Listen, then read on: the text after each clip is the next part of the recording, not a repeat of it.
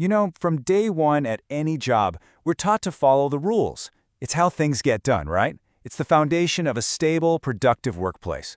But what if I told you that sometimes the most valuable thing an employee can do is break those rules? That's what we're digging into today. Yeah, when you hear the word deviance, your mind probably jumps straight to the negative stuff, right? Like sabotage, gossip, maybe just slacking off. But this whole explainer is based on some really cool research that asks a pretty simple question. What if there's another side of that coin? And here it is, side by side.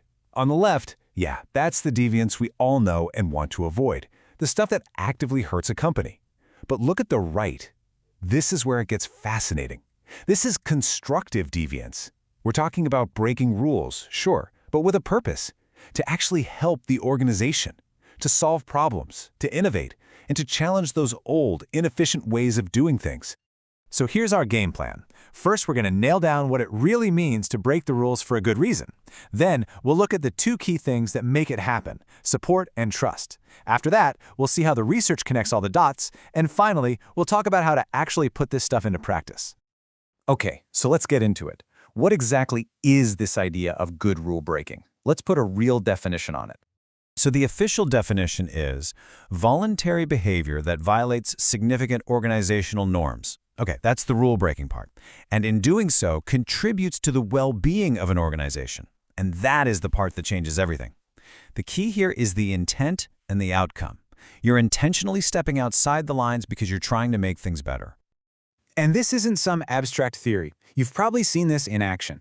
It's that coworker who builds a shortcut in the clunky company software to get work done faster. It's the person who finally speaks up and challenges a pointless weekly meeting.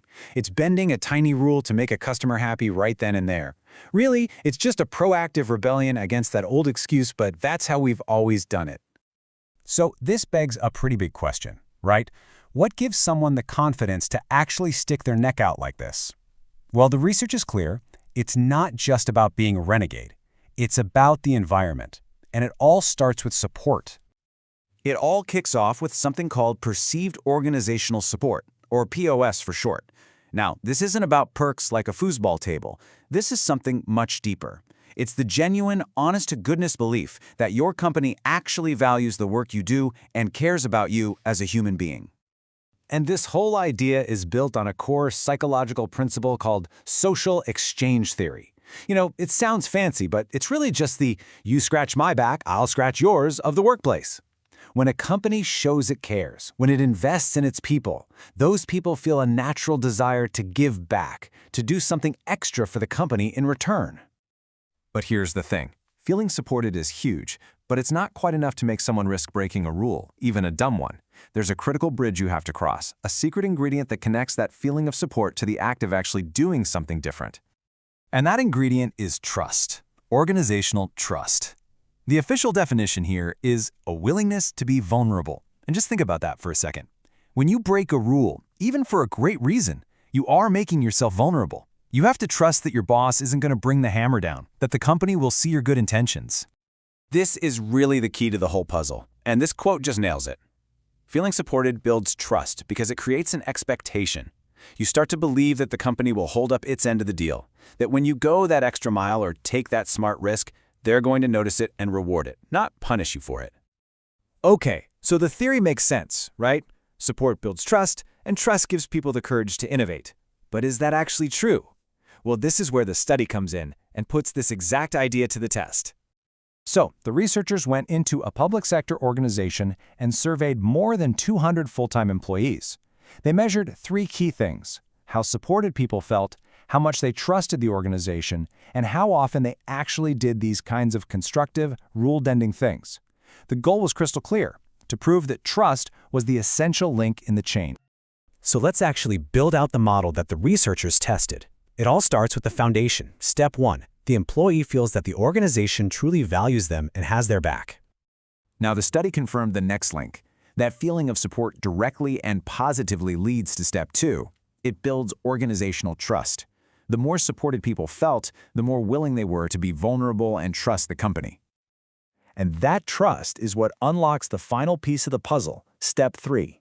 It provides the psychological safety employees need to actually engage in constructive deviance. They trust they won't get slapped on the wrist for trying to make things better, so they take that smart risk.